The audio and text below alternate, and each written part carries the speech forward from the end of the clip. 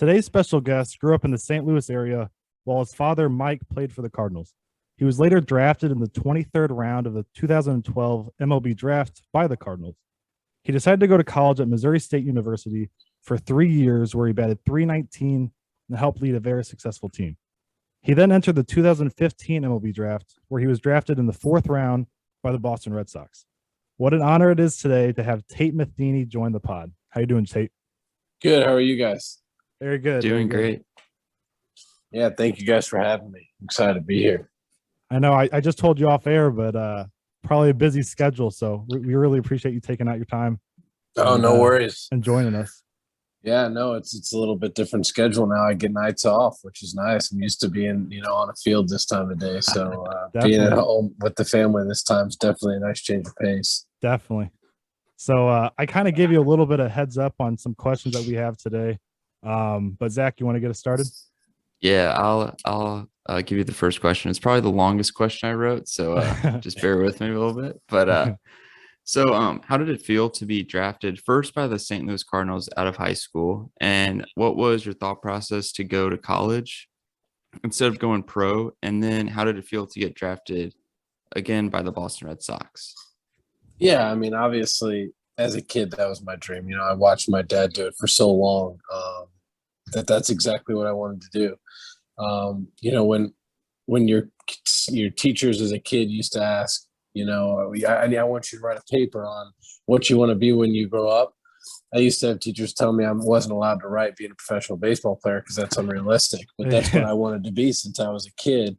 And then, to get that opportunity out of high school, I'm going to kind of try to answer all your questions here. Out of high school, my dad and I had sat down right after my 18th birthday and kind of come up with a game plan. We knew it was a possibility to get drafted. I had a really good senior year.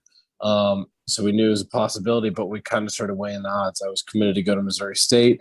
I loved Coach Gutton and the entire program there, and I was really excited to be there.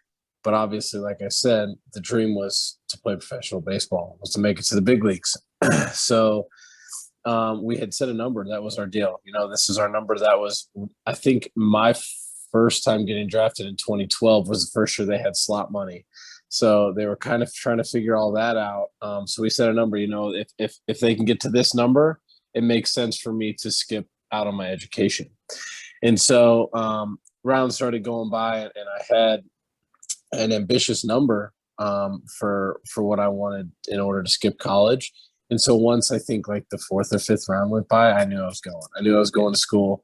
I remember, I think I got a call that night. Somebody called me from the Cardinals saying, "Hey, we just drafted you in the 23rd round. Congratulations." And that was the last time I ever heard from him. I didn't even get a call back. Oh, wow. Yeah, that was it. So I think with that was right when my dad took the job. So that was the last time I had heard from them. And then, fast forward 3 years later, go to school, have a pretty good college career.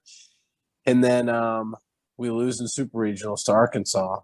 And what happened was right after we lost, I was either going to Omaha or I was going to go travel with my dad to be with him during the draft. So we lose. I fly with him to Colorado, and we're in Colorado, and we had been talking to my agent all day, waiting to hear kind of what was going on. He kept saying, "Hey, this team wants to take you here," and then it would pass. "This team wants to take you here," and it would pass. And so I was like livid. So I'm pissed, and I'm walking out the door of my dad's hotel room. My agent calls. He goes, "The Red Sox are taking you with the 111th overall pick."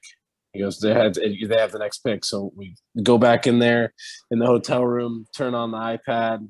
We get picked. My mom was there. We all celebrated, and we left and went to the yard. That was kind of the story for that. But wow, That's awesome. it was really cool to kind of be with my dad for that. Somebody who was there for me and with me through the whole process, throwing me enough baseballs that most people would never be able to throw a baseball again. But then, so it was really special. That's great. That's awesome. Crazy. And you kind of touched on this, but like, did baseball always come naturally to you, or is it something that you kind of had to grow to love as like time went on, or did it always, like, the love of the sport was it always there? Yeah, so it was there. I was a hockey player in high school, too. So a lot of people don't know this, but when I was younger, I thought hockey was my career path. So I quit baseball for a year to play ice hockey to pursue that as my dream. But it turns out I don't like getting hit, and I wasn't very big, so I decided to go down the baseball avenue instead. Okay. But I mean, the game of baseball, it's never easy. So I wouldn't say it came easy, but it was something that I was good at, and something I took a lot of pride in, as far as, how I went about playing the game. So I don't want to say it came easy to me, but that was just something, I grew up and that's what I wanted. Every time I went to the baseball field with my dad, I would sit in the batting cage and just listen. The best players in the world are hitting, and when they're hitting, they're talking. And if you're just sitting there listening, you pick up things that you can't buy. And so I tried to soak up as much of that as I possibly could. And being as young as I was, I probably didn't realize what I was getting, but it was so good for me. So I tried to learn. I always tried to get better and tried to be able to share that knowledge with other people. That's great. That's awesome. Great insight. So you kind of touched on this after my first question, but I just want to ask, how was your time at Missouri State? So my fiance just graduated from Missouri State in past May. So I've been down there a lot, been on the campus, went to a double-A game at Hammons Field, where you guys play, which is pretty cool. And so I just want to know a little bit about your time there.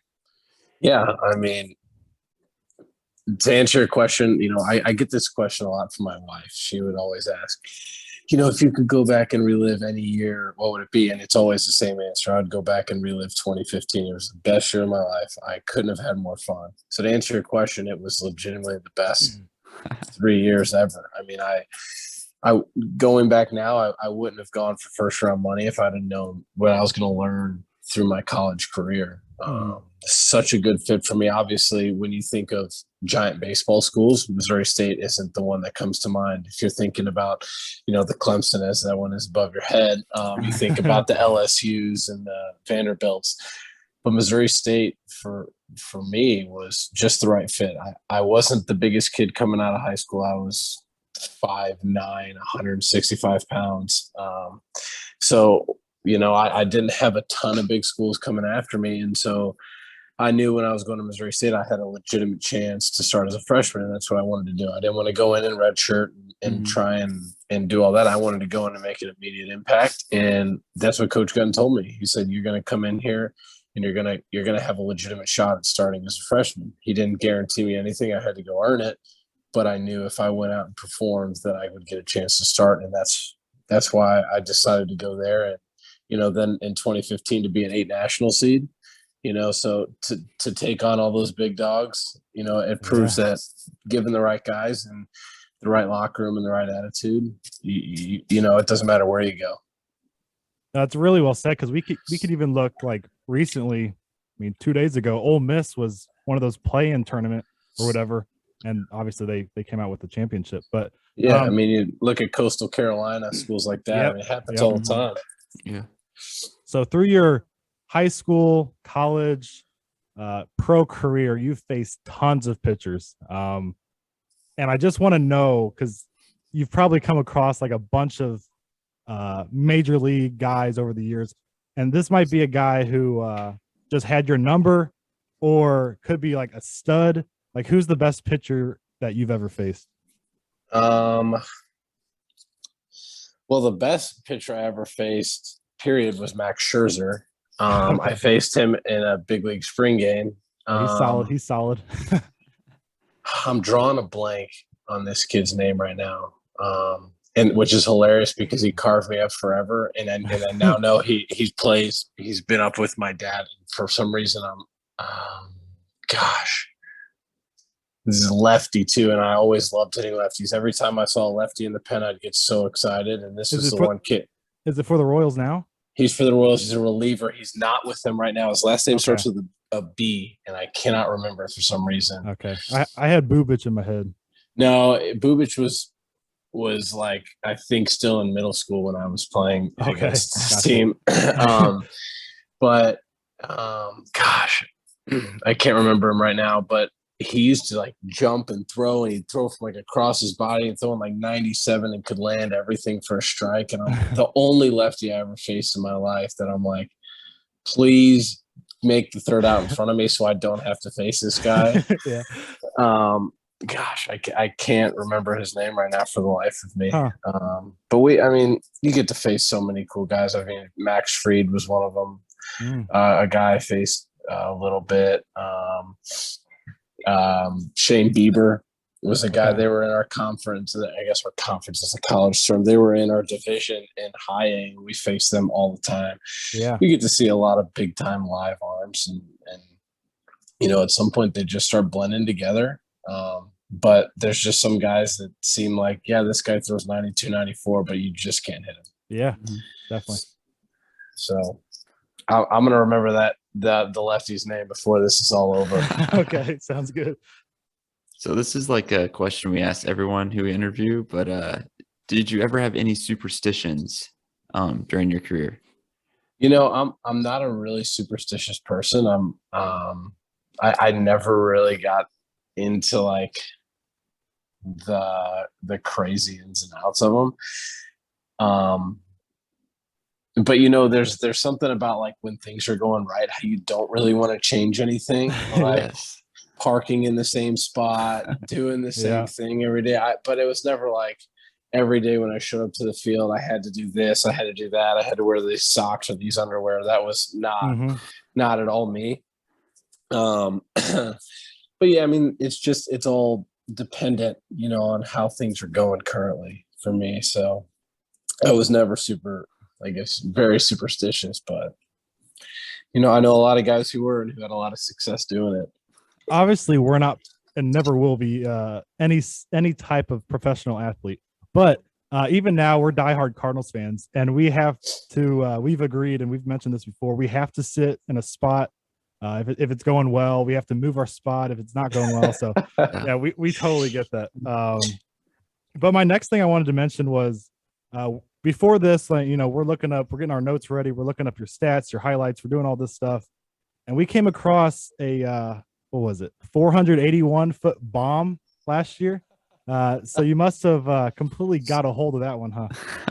Yeah. So the funniest part of that is that's my last ever professional homer, last ever home run I'll probably hit on a baseball field. So this is a lefty who, for whatever reason, everybody struggled against this kid. And I remember facing him the first time, and I was like, and he struck me out on a pitch, like on his big curveball, and I thought, okay, now that I've seen that, this kid's never going to get me out again.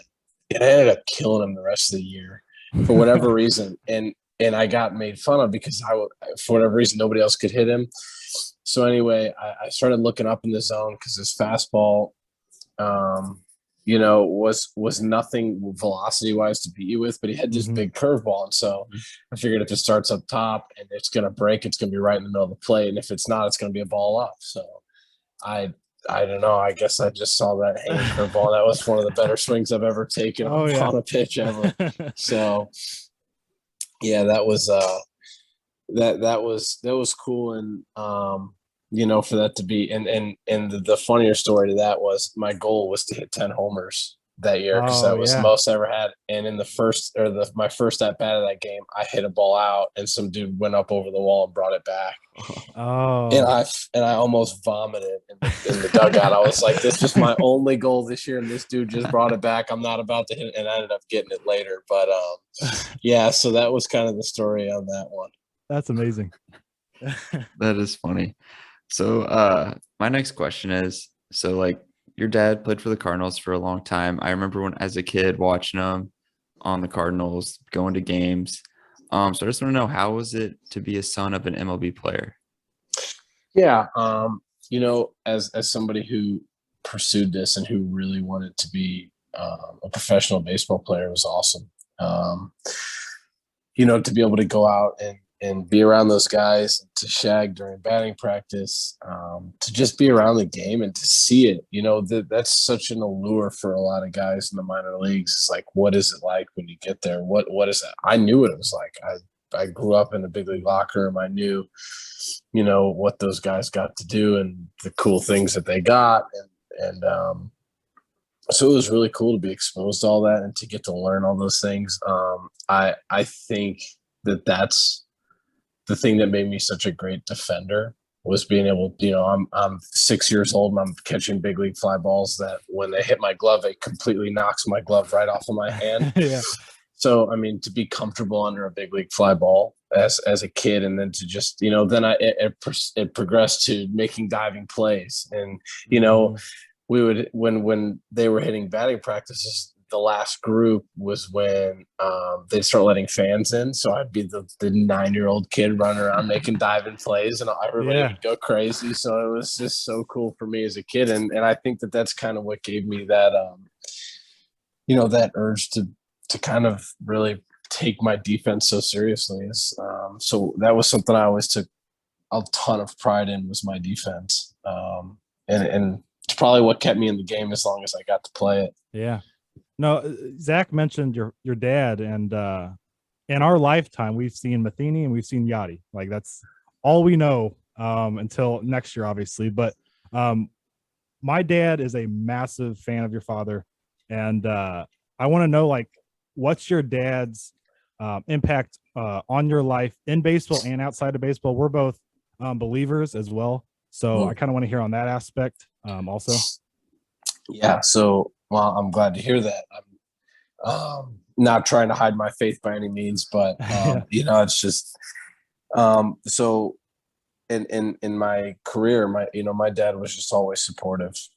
Anytime I was going through it, he was never a dad to pick up the phone and be like, "This is what you're doing wrong." You know, he would wait for me to call. And if I didn't ask, because he watched and I knew he watched, or he followed up, and if I was struggling, he would watch more. I think maybe 2 times in my baseball career, he would ask, "Do you want some advice?" And coming from a big league manager and a big league baseball player, like, you're going to take the advice, you know? So I think only twice he asked me, do you want my advice? And so when he asked that, I know it's time to listen, but, you know, he never pushed me to do anything. He said if I wanted to pursue cricket, he would let me pursue cricket. You know, that's who he was. He wanted me to do what I wanted to do, and then to support me in whatever that was. And you know, so that's the kind of father he was. You know, when I had a bad bout with anxiety started in 2019, and I remember just like, I've never been a crier. I never was, but I remember being in such shambles. Like, I didn't know what to do. And so I was just in tears, and I called my dad. I'm like, "Dad, I've always said these things about, you know, I was a Christian because I never knew any different. Right. But I just feel like I don't have any basis to stand on. I don't have any legs to stand on in my faith. Where do I start?" And, you know, it's probably 11 o'clock at night. He just said, we just opened up the word and started praying and reading. And, you know, it was really cool that, you know, he's open to that. He was open to just, you know, let's start here. This is where you start. This is how we do it. This is how you're going to go about it. That he would walk through me in those ways. You know, to have a dad like that who would just pick up the phone anytime to just be there for you is something that I probably take for granted, because I've never known any different. And I hope someday my boys will say that about me. But, you know, it's special to have somebody like that who loves you so much that they take you under their wing anytime. We obviously have never met your father, but even looking from afar, I've personally always respected how, even when he would get a little fired up and get tossed, whatever it was, nothing seemed vulgar with what he was saying. Nothing seemed over the line with what he was saying. He always kind of respected, and that's something I always kind of admired out of him. Yeah. So I don't think I've ever heard him swear. I can't say he hasn't. I'm sure he has. But, you know, I think that's just part of his deal. And unfortunately, sometimes when I lose my anger, especially on the baseball field, I'm not always the cleanest. I wish I was better, but, you know, sometimes in the heat of battle, things seem to slip out. But I don't know how he keeps it under control. And, you know, there's a lot of stories about how he's getting thrown out, and his first question is, "How are you gonna throw me out? I haven't even sworn at you yet." Yes. Like, Oh, yeah. I mean, so That is you funny. know, I don't know. I don't understand it. That's crazy. So my next question, you kind of touched on a little bit earlier, but what were some of like your best memories or stories that you had as a kid around the Cardinals and even in your pro career and college career? I mean, in throughout, you just meet incredible people, people who are just legitimately funny, or people who are just so incredibly smart you can't help but just gravitate towards them. One of the best people I ever met was a kid named Jet Bandy. He played in the big leagues for a couple years, but my last year in Worcester, he was on our team. And I had met him the year before in spring training. And I remember sitting in the locker room, and I'd never met this kid, but there's big leaguers all in the clubhouse during a spring training game. And everybody is dead quiet listening to this kid tell a story. And every time he'd stop talking, everybody would cry laughing, and then he'd start talking again, and everybody'd be quiet. And so anyway, me and Jet just started hitting it off when I got to AAA in Worcester. And the guy just, everything he did was hilarious. I mean, and he was a kind of guy that pulled the whole team together, not even trying. He used to, this is one of my favorite stories. We were in a bit of a rut. And so we're all sitting in the locker room, and all of a sudden they start playing like jock jams over the speakers in the locker room. Like, what the heck is going on here? Like, everybody's quiet and just sitting. And all of a sudden Jet comes out screaming out of the tunnel that leads to the dugout, and he's wearing what looks like a Jackie Moon outfit. And they had a little, like, one of those like Dave and Buster's basketball hoops hung up on the wall, and he starts running a full team basketball practice with 6 guys in the locker room before a game. Yeah. With the jock jams going on, talking about how they're going to win state championship. Like, the guy just, I don't know where he got it from, but it's just the kind of, I mean, those are the kind of people that you never forget. I mean, yeah, I could tell Jet Bandy stories for the next 3 hours. The guy That's was amazing. just one of those people who, yeah, you just get to meet really cool people. And he was a special dude, that's for sure. Yeah. Yeah. So I mentioned earlier, I don't think I mentioned this earlier, but we both played high school baseball. So really, for baseball in high school, it was, you go to school from 8 to 3 or whatever it is, and then you maybe hit in the batting cage a little bit before the game, and then it's really just game time, and then you go home, whatever. But as a pro, what do the days look like? And kind of like a rundown of that. So, yeah, for me, I woke up around 11. My wife would always let me sleep in season. So I'd wake up at 11. I'd hang out with my kids for 45 minutes or an hour, and then I'd go to the field. I'd be there around 12:30. I'd grab something to eat on the way. So my full day is I show up, I eat, I would jump in the hot tub, I'd jump in the shower, and then I would go stretch or lift, and then I'd go hit. And then I'd sit in my locker for a little bit, hang out with the guys, finish whatever I started eating, and go outside, do some defense. Then you'd lead into some sort of team fundamental, whether that's pickoffs and rundowns or whatever it is. Then you go into batting practice. Then you go back inside. You eat again. Then you'd hit right before the game, and then you go to the field. Then you go out, get on the line for the anthem, stretch, run, throw, play a game, get out of there by 11, get home 11:30, then it takes forever to wind down after all the adrenaline, so you fall asleep around 2, and then you do it all over again the next day. Gotcha. Okay. So I mean, it's a long day, and there's quite a bit of sitting around, but it's just finding a good routine that keeps you loose. So a lot of it was like an everyday thing, like nothing much changed. No, I mean, for me, I pretty much, I mean, yeah, you get the occasional day game, or the times vary a little bit, but for the most part, you played at the same time, 6:35 every day or whatever it is. And it looked almost the exact same. Even on days where we had late report, I struggled, because I liked doing my thing. I liked getting there at that time. I liked, I was always somebody who was there early. It's just I'm somebody who hates being late to anything. Even trying to figure out this Zoom call, getting on at 9 o'clock instead of 9:01 just drives me nuts. So, Yeah. you know, I don't know. That's just something my mom really instilled in me, was just being on time. There's nothing more important than somebody's time. So, Perfect. so that was kind of always my thing, was being there early, and then there's plenty of stuff to do there. It's just figuring out what you want to do. Yeah, definitely. So you played for the Red Sox in your pro career. Your dad played for the Cardinals when you were a kid, and now your dad's the manager for the Royals. So do you cheer for all three teams, or do you still have one that you like above the rest?